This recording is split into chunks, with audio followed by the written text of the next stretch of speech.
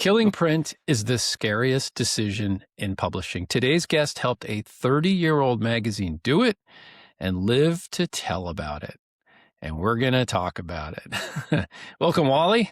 Nice to have you on the show. Yeah, thanks for having me back. Yeah, of course. Welcome to the Paywall podcast, where we discuss paywalls and paywall strategies for news and magazine publishers. This episode of the Paywall podcast is brought to you by Leaky Paywall. Leaky Paywall is the most flexible WordPress subscription platform. Find out more at leakypaywall.com. And now for today's episode.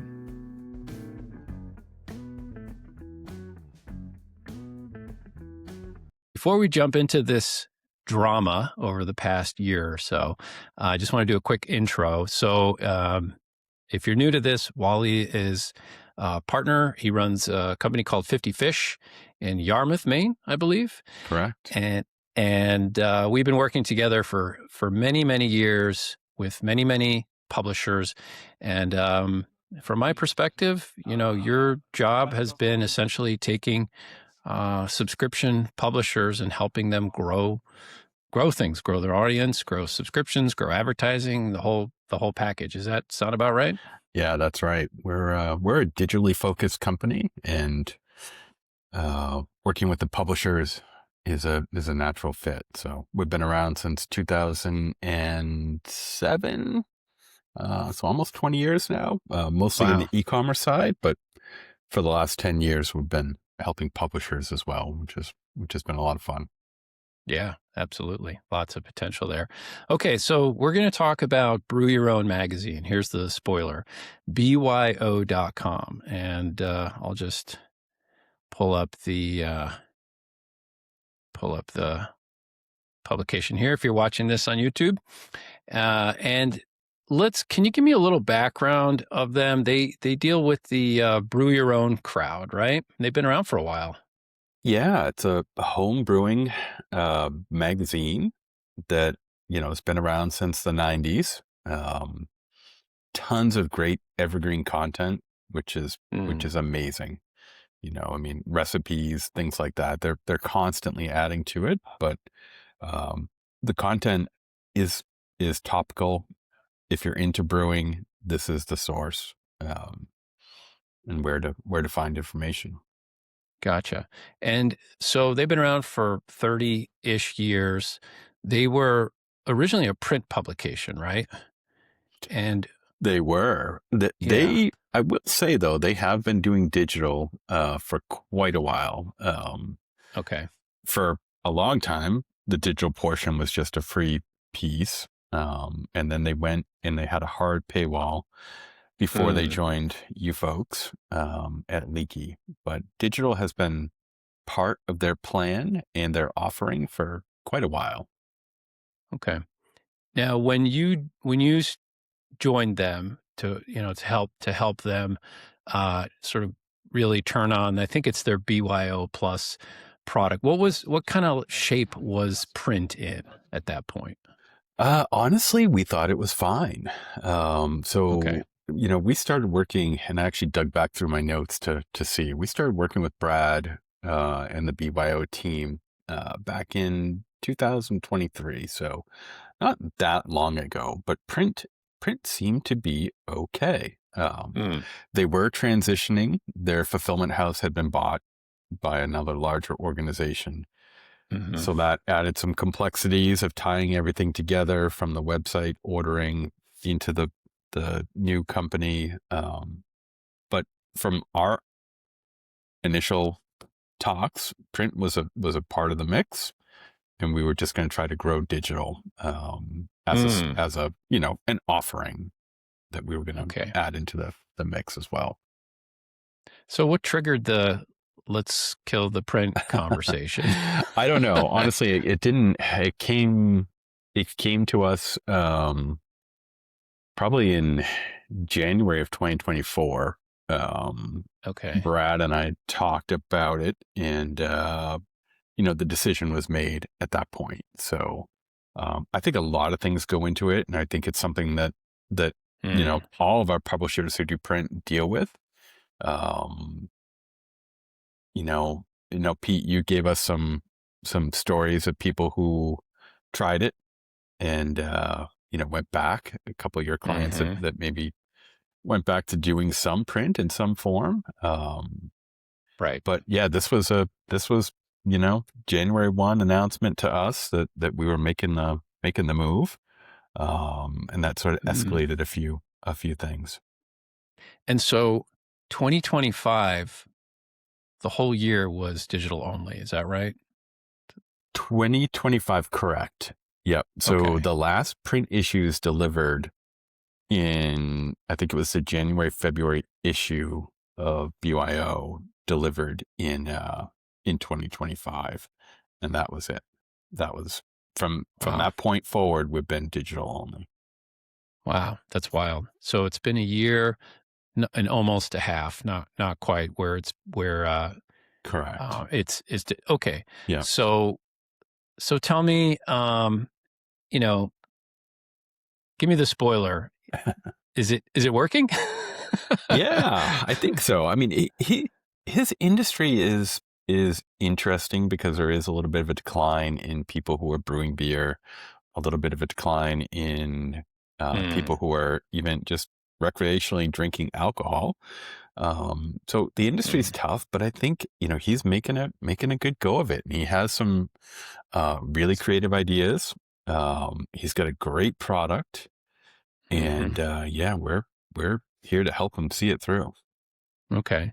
So what's the, let's talk a little bit about how you guys pulled it off. The BYO Plus bundle, as far as I can tell, he's got the web content, right? Correct. And I suspect there might be some archive content and some flipbook content. Yeah. And video. Yep. Yeah. So there's two levels here. He has the BYO Plus bundle, which includes all of the print content, going all the way back to the 90s.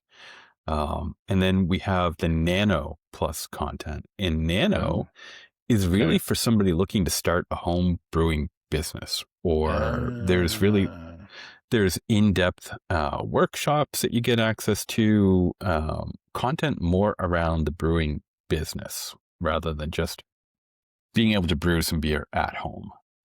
Okay. So it's a mix of B2C and B2B then. It's predominantly BYO Plus, but we do have some Nano customers that are they're getting that. And I'm sure we have some consumer customers who are just generally interested in and pay for the Nano content. Gotcha. But the bulk of the subscriptions are BYO Plus. Yep. Okay. And all right. To add to this complexity, he also has WinemakerMag.com. So, we were dealing with, not only was BYO Plus transitioning, or BYO, but Winemaker as well, which was an interesting task. I bet. That's a huge one. I mean, you mentioned earlier we worked with Track and Field Magazine, and if you look back, if you do the research, this was years ago, but we were in the middle of setting up their paywall, and they informed us that they were stopping print, like right in the middle of the project. Yeah, and I was like, oh, no pressure, right? And they turned it off for 9 months. They sent a zillion postcards to their list saying, hey, please log in. You'll get all the great stuff. We're doing it for all these reasons, costs, and we want to make a better product for you and sink our money into content rather than, print and all that. And I read their emails, like they were sending us emails, to kind of like look over and see if it made sense. And they were really well written, really emotional emails, like really like, hey, please, we need your support. And at the end of the day, they could not get 50% of their paid readership to log into anything. Like they just didn't want to log in. Right. So what they did after 9 months is they went back to print on demand. So they really are still at a fraction of where they were in terms of print and the number of print subscribers. But there's a crowd there that is, and they went from like the $29 a year model to now $150 a year, and Correct. that Right. seems to be working pretty well for them. Right. So that was somebody that jumped and then pulled back. Yeah, it's interesting. And I don't see that happening here. I think just the print costs, the, shipping, ink, paper, all of it's going up. Yeah. And I feel like for this industry, the online piece is where it's at. Yeah, for sure. Yeah. And this is a how-to enthusiast category. So Exactly. And this is evergreen content. I know the track stuff and we work with those folks a bit as well. Track and field is more based on current events, results, things like that. And whereas this, a recipe for some IPA, whatever, or a clone of something is going to be valuable for a long time. Yeah, for sure. So what now I know a little bit about print readers, especially the ones that want to not deal with digital.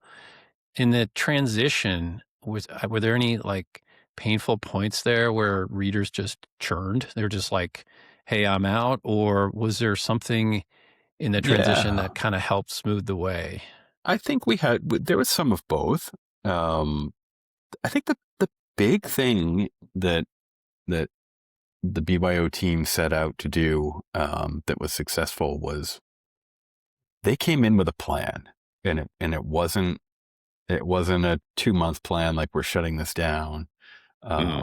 We had a bullet point plan with an immense amount of bullets that laid out everything from like when they were going to stop blowing in cards for renewals, when they were going to, update the wrappers on their magazines for it being the final print issues and where to go next. I mean, everything was really laid out well and well thought out. And there was work to do to kind of massage it.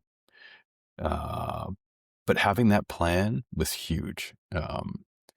We definitely had pushback from customers. I mean, there's people who just don't want a digital product. And there were people who we didn't even have email addresses for, who had signed up, written a check to the fulfillment house or whoever it was and got their print subscription.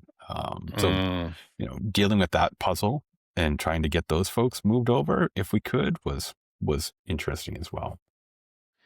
So what happened to like if, let's say we speak in a percentage way, like what happened to overall paid subscribers during the print? Then there was the conversion, there's some churn, and then the digital kicks in. Was there a huge drop off and then slowly building it back? Was it sort of modest? Like how did that go? I guess I would speak to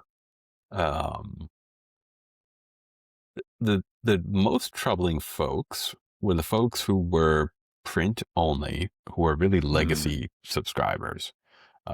Some of them had accounts that were out many years.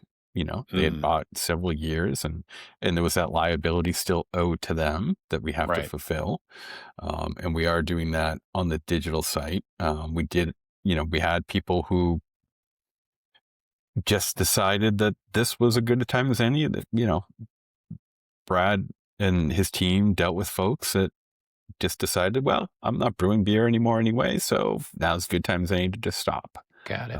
And they had some of that too. So I don't think anybody was really. I shouldn't say anybody. I'm sure there were some upset folks, but I think people are understanding where they can find updated information and relevant information is online now. Yeah. So what I'm hearing is that the transition went, of course, with hiccups, but it didn't kill the publication. No, right. No. I think it went better than expected. Not, not perfect. Where there's always little things that pop up and you're adjusting on the fly. But for the most part, I think at the end of the day, we all thought that everything went smoother than we anticipated it going. Right. Okay. Good. It's amazing. I mean, it's a great story. And I mean, I talk to print publishers and they tell me these things like, hey, we're thinking about dropping print. And not all of them, but some of them.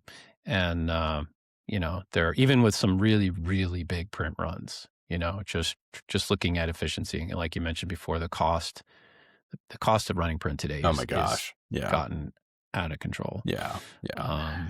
So, and there's things that went into this that kind of made that possible as well. And one of those things was outreach to advertisers, and making sure that we could keep them in the fold and keep them in the mix as much as possible. So, the subscriber portion is one thing, but every issue that goes out, a chunk of that is paid for by advertisers. right. Right. So that's a big thing to let go of, and strategies were built to make sure that we tied that back into.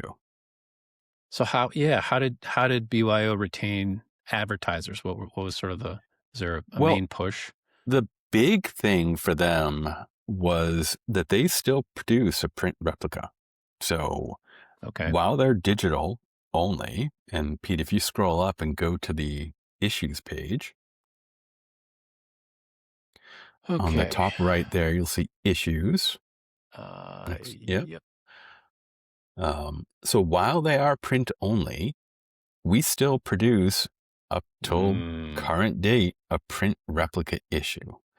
And if you're logged in, and I can give you a login if you don't have one, you can view the issue in a flipbook.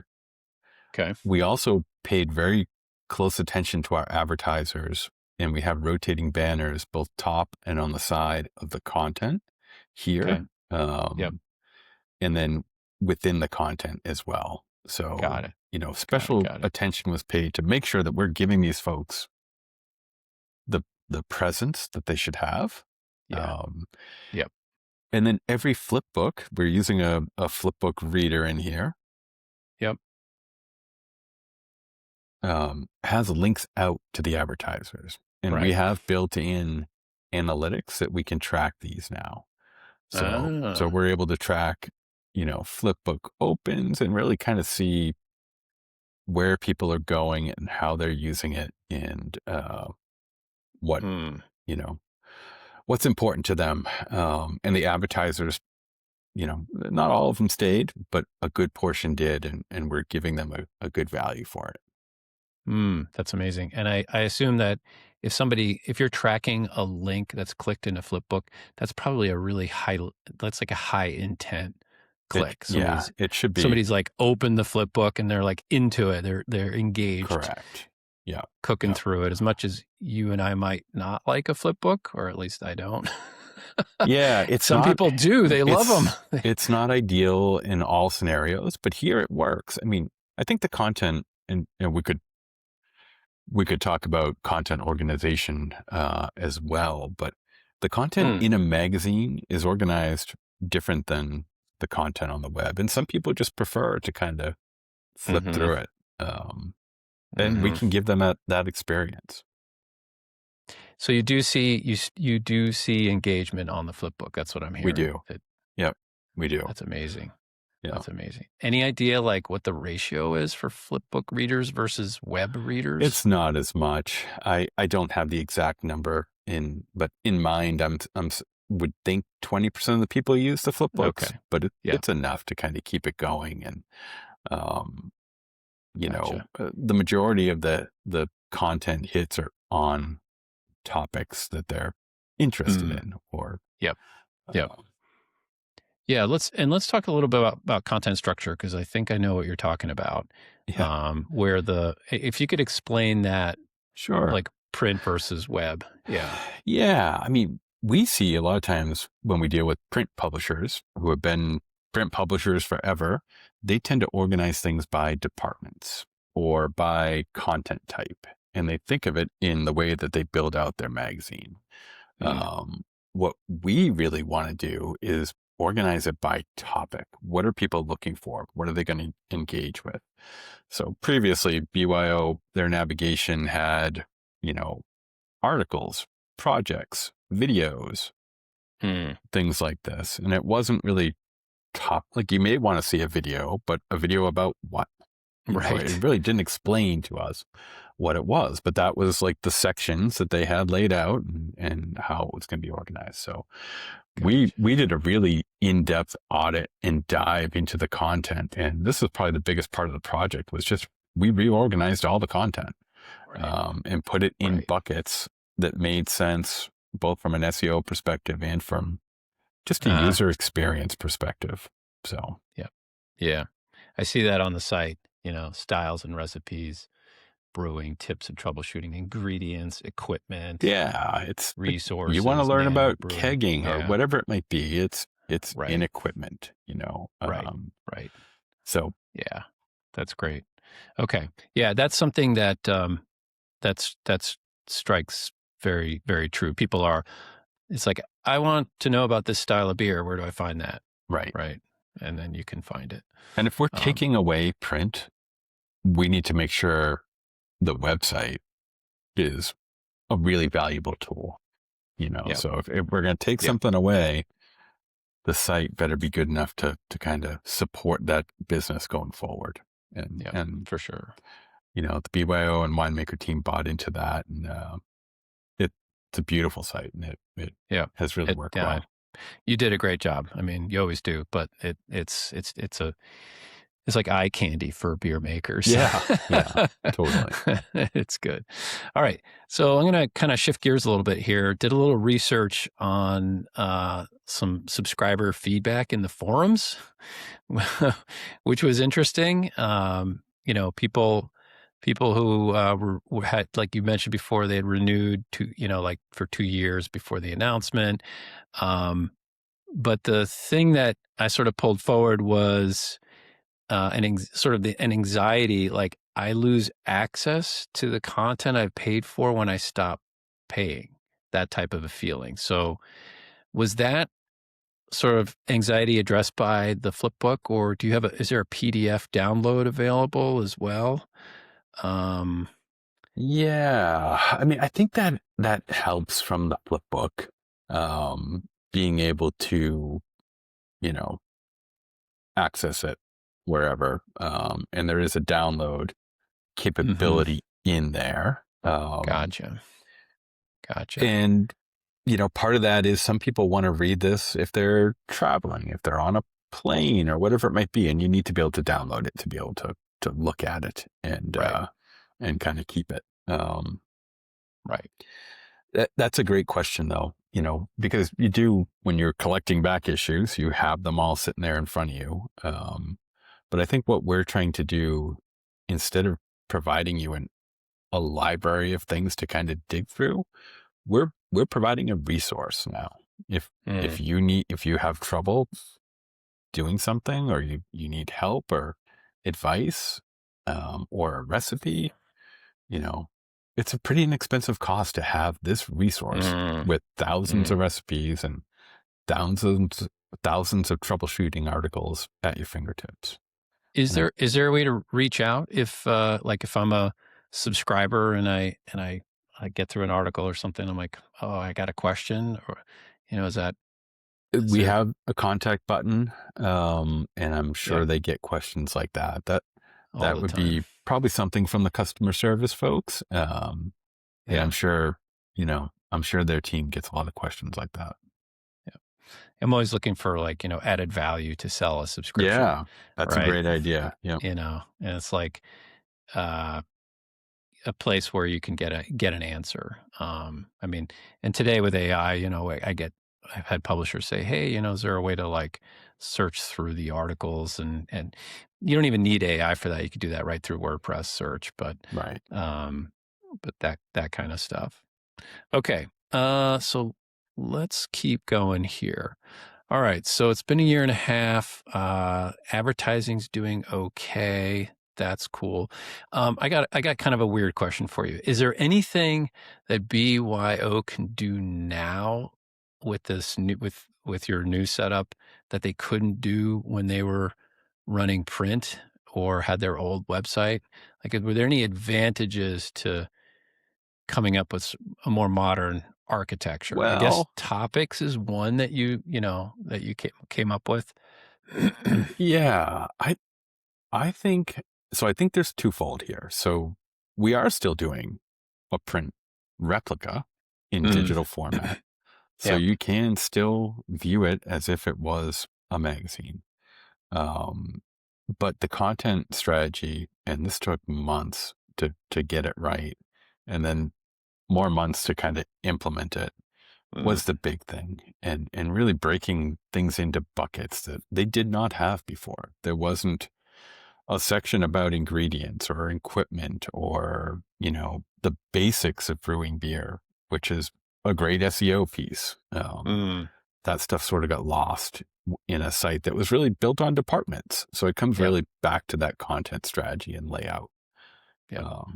So in that respect, the new site has done a lot of heavy lifting to keep people engaged and keep people coming back.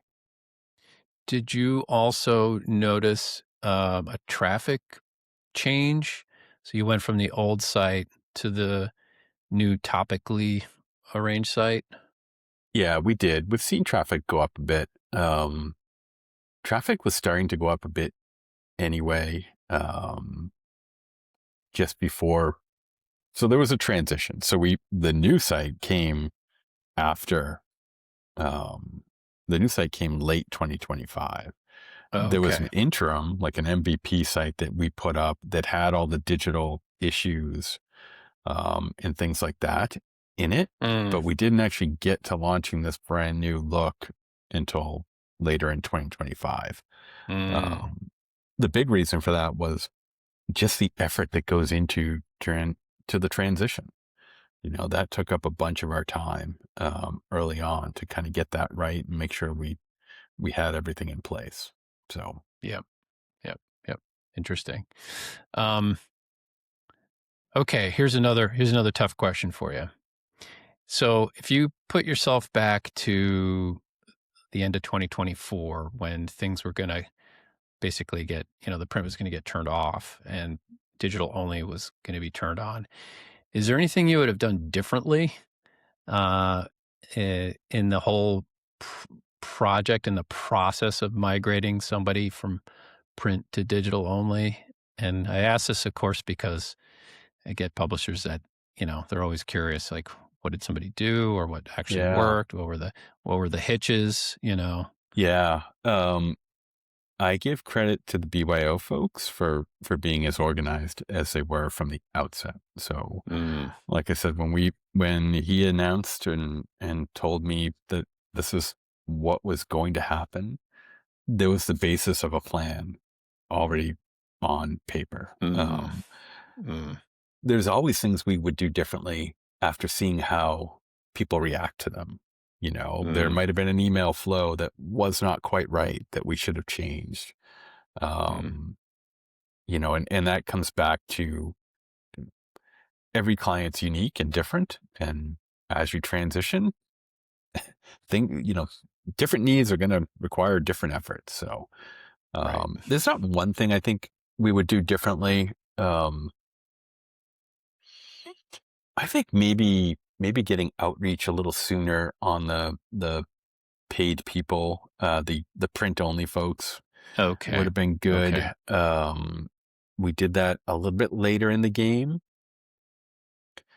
but I think part of that was part of the strategy as well, to kind of ease them, get them to a point where we had enough infrastructure built out that when we told them this was going to happen, we had all the digital Flipbooks and everything in place to show them that, here, look, this is, what we have. Okay. So that might have been one thing. But the planning part, I can't stress it enough. Like the planning for a year and getting everything right down to the little minutia of an email renewal flow that needs to be changed to make sure we're transitioning people to the right product level is huge. Right. So what I'm hearing is if you're going to make this jump, obviously you have to organize for it. But you also want to be able to present a new product, right? Which will be like the replacement. And that in BYO's instance was really a big focus on the Flipbooks, getting everything digitized for them, PDFs that they could also download as PDFs. Um, that sounds like a big one. And then of course you did the topical work, so things were easier to find, but that was later, right? I mean, that That was kind came of in the later. middle Yeah, of it. we didn't have the bandwidth at the time to pull Mm, that all off at once. The topical work had already started. Actually, we were sort of in the process. Brad had the BYO team had decided that we were going to build a new website anyway, in late 2023. So we had started on topical work and looking at content. And then we shifted efforts to make sure we had enough pieces in place to get, to keep people in the fold when we stopped print. So that was, right. it, yeah, that could have been something we did a little differently, but it was good. It all worked out in the end. And we had enough Yeah. pieces in there between, special renewal pages that had QR codes and the print, postcards, all the stuff had to be kind of laid out just right. So we were able to keep them in play. Yep. So now that it's been a year, I'm going to push you for some numbers here. Okay. You don't have to answer if it, I want to be respectful of privacy, but if you were to look at, 2024 and today, about a year and a half, in terms of the print subscribers, some of them churned, some of them stayed, and then you had some digital growth. Is the sort of like a before after? Is it and is it trending in a healthy direction as far as the number of subscribers that the publication has I think had?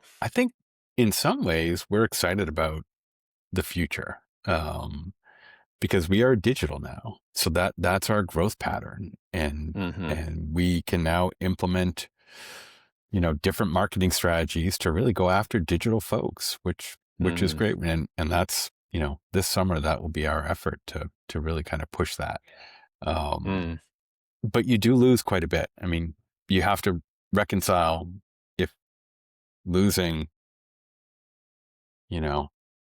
and I don't know the exact numbers, would have to talk to them to get it. But say losing a third of your subscribers is worth, the transition away from having to produce a print publication, and the costs associated with that. And they told us, like, if we had kept doing print, the writing was on the wall. Like, it wasn't gonna, we weren't gonna keep the ship floating forever by just doing print. So a change had to be made at some point. It was just when the change was made. And I think they did a great job by aggressively pursuing it and going about it the right way. Yep. And how about, I noticed that there's a registration wall on the site here. Has that been helpful in building audience? It has. Kind of like making up for that lost print. It has. Yeah. Leaky's been great. Having the quick register feature, we've actually transitioned on Winemaker to your new feature. List builder. There we go. Yeah. That looks great. If you pull up a Winemaker page, winemakermag.com, you'll get that. So we're excited about those changes. And it's for the long term. It's a long term. There we go. So Gotcha. this Nice. I really like. And I think that we'll transition BYO over to this as well at some point in the near future. And this is so before you answer the BYO question, this has made a difference on Winemaker? Yeah. As far as building emails? Yep.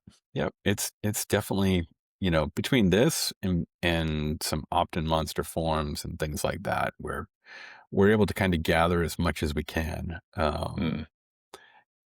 But List Builder has been great. We've definitely seen a bump on Winemaker with free registrations. Nice. Nice. Okay. So anyway, back to the original question.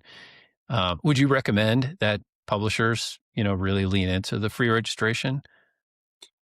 I would.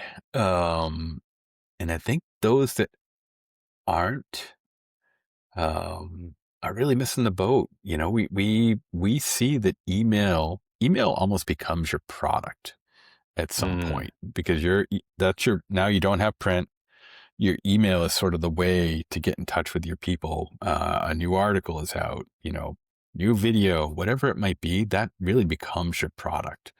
And the more of that we can get out to people, the better. So all of these things, like, the old quick register and the new list builder, I mean, it's really about just building an audience for your product. And then we start to tailor messaging based on what sub level they are in. So if they're a free sub, we want to wear them down and have them hit that paywall as many times as possible. I mean, that is the game.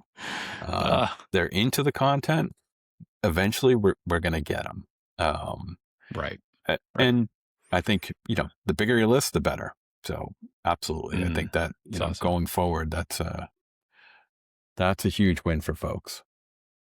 As a side note, I'm actually working on a big study on the free registration and the impact, because, traditionally publishers, whether you're a subscription publisher or just a content publisher, have leaned on things like Opt-in Monster and MailChimp, pop-ups and opt-ins and whatnot. And they do work for sure, but the data that I'm pulling across a whole bunch of different publishers is showing that, and the number is basically you get like a 2x to 7x bump in list building. Kind of depends on the industry, and it's not, this is just an average. There's some on the low side, but there are also some on the higher side, where, especially with AI coming to steal content, and SEO is not as effective as it used to be. It's still effective, but not as. And like you said, email is the product, right? So in my opinion, the focus is on, like, you have to build your email list. Like it becomes a controlled channel. That's not a social algorithm isn't going to put you out, right? Like no one's going to take your email list. Yeah. It's yours. Yeah.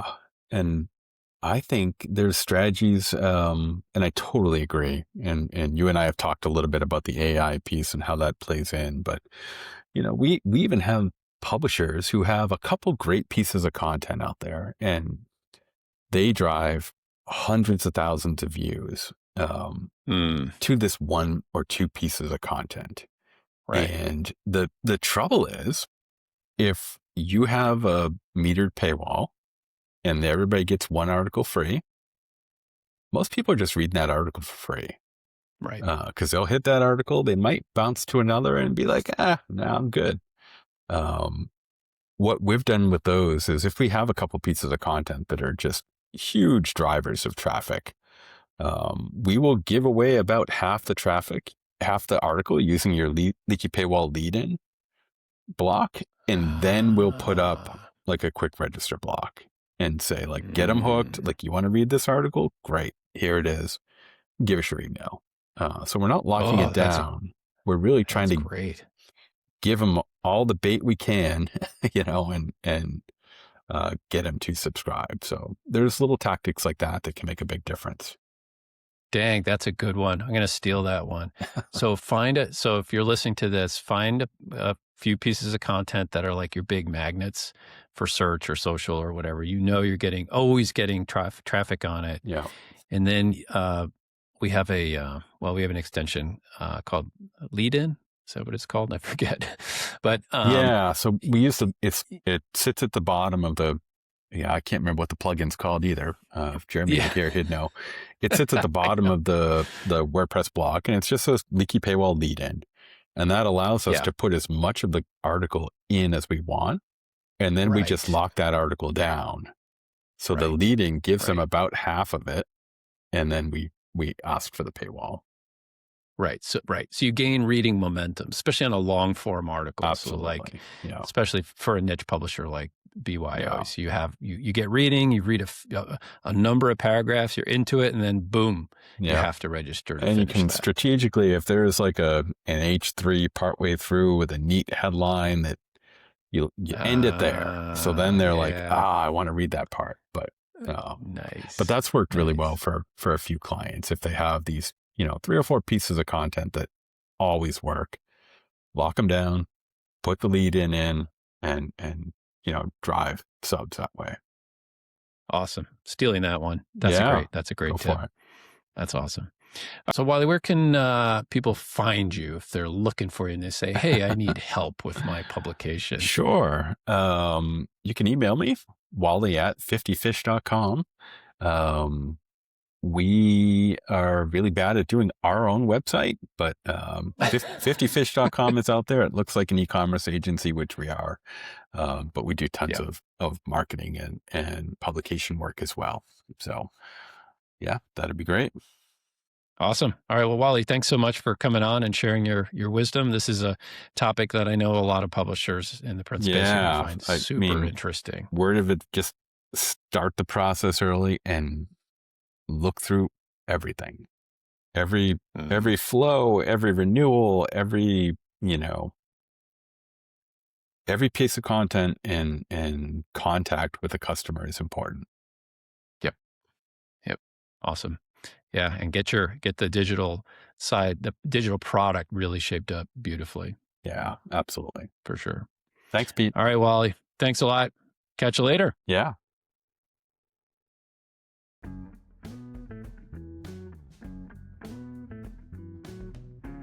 Thanks for listening to the Paywall podcast. If you'd like to get in touch to discuss subscription strategy, go to leakypaywall.com. See you next time.